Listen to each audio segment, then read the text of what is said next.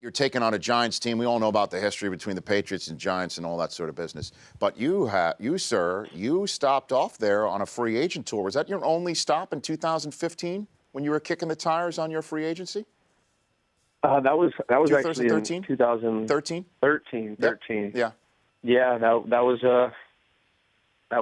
my only trip. So what was it like? I felt like I was cheating on my girlfriend. I felt like I was cheating on my girlfriend when I went over there. Uh-huh. I have nothing but respect for the New York Giants, and Mr. Coach Coughlin. You could tell that the organization is ran well. The Mara family, and it was definitely an awesome place to visit, and you understand why they have 2 Super Bowls in his realm, and why they're so successful, and In 2012, the Patriots were coming off a 12-4 record, but with a disappointing loss to the Ravens in the AFC Championship game. The Giants went 9-7, missing the playoffs after coming off a Super Bowl win over the New England Patriots. During the 2013 NFL offseason, the Patriots lost Wes Welker to the Broncos, Aaron Hernandez to jail, Brandon Lloyd and Deion Branch to retirement, Danny Woodhead to the Chargers, and Rob Gronkowski was injured. In 2012, these players accounted for 4,129 receiving yards and 29 receiving touchdowns. To offset these losses, the Patriots signed Danny Amendola to a 5-year, $31 million deal with $10 million guaranteed.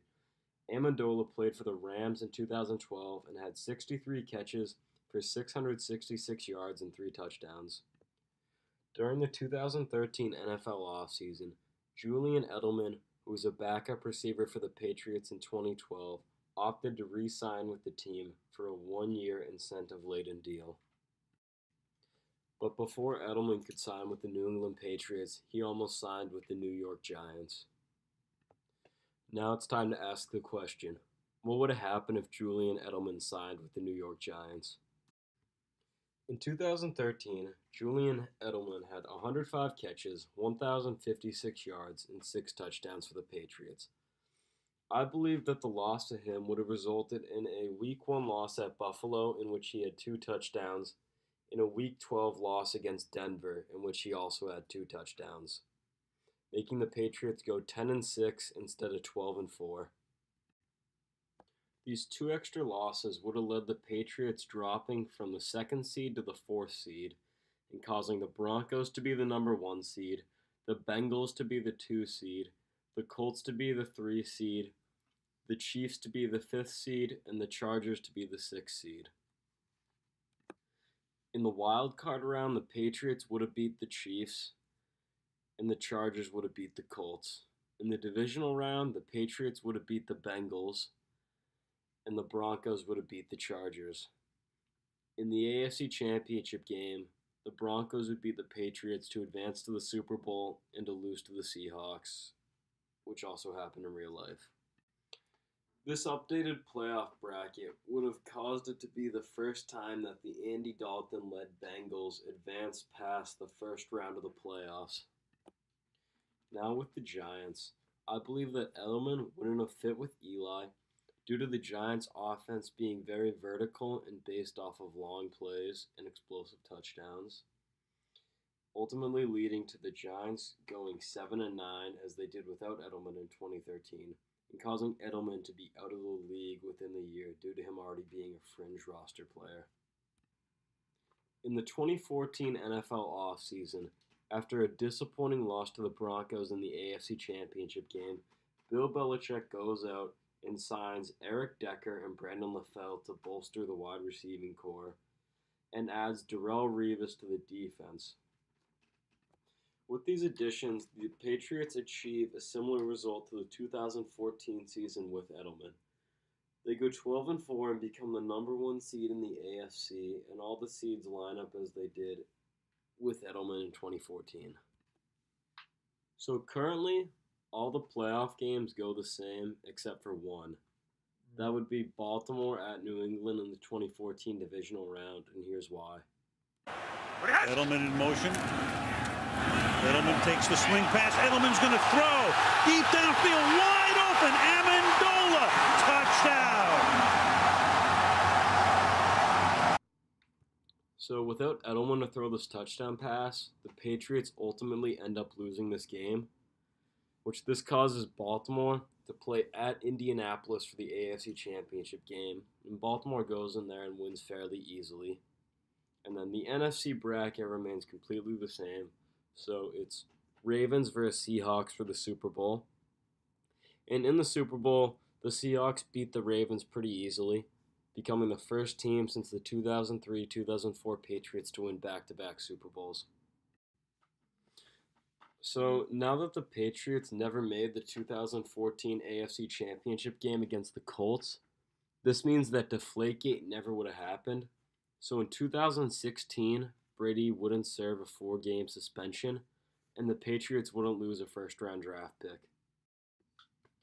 So in the 2015 NFL offseason, Darrelle Revis, instead of going back to return to the Jets, he decides to re-sign on a 1-year deal with the Patriots, since the main reason he came here was to win a Super Bowl, and since he failed to do that this year, he decides to return. Now, without the Malcolm Butler interception, Malcolm Butler's pretty much swept under the rug, and he's ultimately cut during the 2015 NFL offseason and never makes it another NFL roster and just disappears. So now, since the Patriots have the 26th overall pick instead of the 32nd, they select Byron Jones out of UConn to bolster the secondary and be a potential Revis replacement once he leaves. So the 2015 Patriots regular season goes pretty similar except for one game. So week 16 at the Jets, Eric Decker caught the game-winning touchdown for the Jets in that game. But instead in this world, Eric Decker catches the game-winning touchdown for the Patriots, giving the Patriots a record of 13-3 and the number 1 seed in the AFC that year instead of the number 2 seed. So now with the Patriots having the number 1 seed, they play the Steelers in the divisional round and they win. And then with the Broncos having the number 2 seed, they now play the Chiefs in the divisional round and they win. So now with the 2015 AFC Championship game in New England, the Patriots win to advance to Super Bowl 50. And in Super Bowl 50, they beat the Carolina Panthers.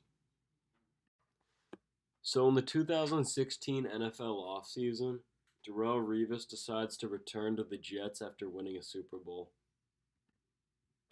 So now at the 2016 NFL Draft, with the Patriots having a first-round pick after losing one to Deflategate, they take Michael Thomas at number 32 overall, wide receiver from Ohio State.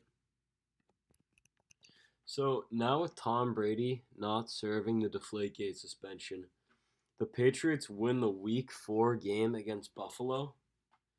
And going in against Seattle on the bye week with Michael Thomas having an amazing rookie year, Eric Decker having a good year, the Patriots beat the Seahawks, ultimately leading to the Patriots going 16-0 in the regular season in 2016 and becoming the first team to do this since the 2007 New England Patriots.